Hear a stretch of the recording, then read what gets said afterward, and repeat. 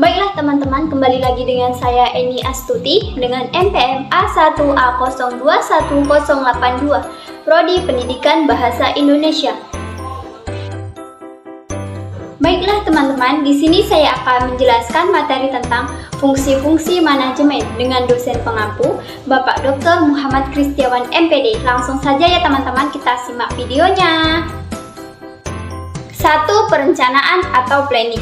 Perencanaan adalah rangkaian proses pemilihan atau penetapan tujuan organisasi dan penentu strategi yang dibutuhkan untuk mencapai tujuan. Dengan perencanaan, dapat dilakukan penilaian alternatif dalam pengambilan keputusan agar mendapatkan pilihan terbaik di antara alternatif lainnya. Ada beberapa aktivitas dalam fungsi perencanaan. 1. Menetapkan arah tujuan serta target bisnis. 2.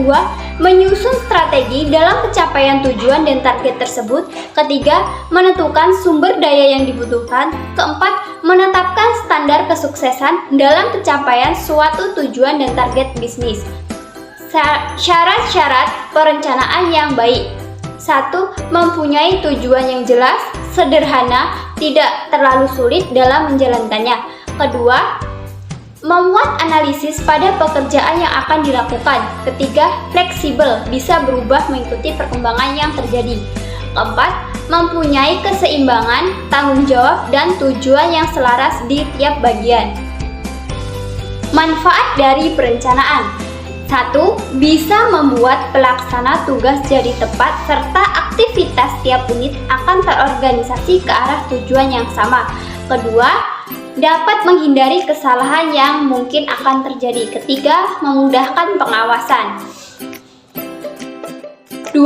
Pengorganisasian atau organizing. Organizing atau pengorganisasian adalah rangkaian aktivitas pembagian tugas yang akan dikerjakan serta proses pengembangan struktur organisasi yang sesuai tujuan perusahaan. Beberapa aktivitas yang ada dalam organizing: mengalokasikan sumber daya, menyusun dan menetapkan tugas-tugas, serta menetapkan prosedur yang dibutuhkan. 2. Menetapkan struktur perusahaan yang menunjukkan adanya garis kewenangan serta tanggung jawab unsur dalam pengorganisasian perusahaan. Sekelompok orang yang diarahkan bekerja sama, melakukan aktivitas yang sudah ditetapkan.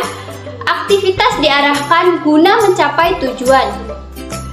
Manfaat pengorganisasian. 1. Memungkinkan untuk pembagian atas tugas-tugas yang sesuai dengan kondisi perusahaan. Menciptakan spesialis saat menjalankan tugas.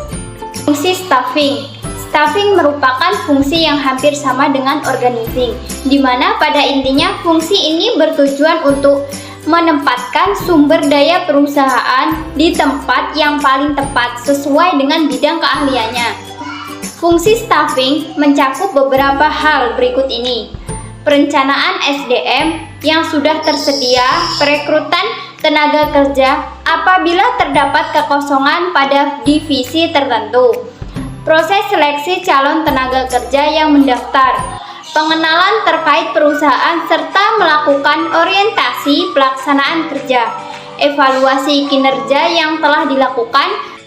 4. Pengarahan directing.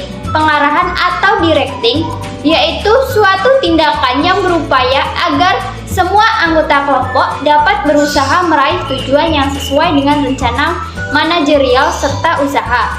Fungsi aktivitas yang dilakukan pada fungsi pengarahan: mengimplementasikan suatu proses kepemimpinan, bimbingan, dan memberikan motivasi kepada pekerja supaya bisa bekerja dengan efektif serta efisien.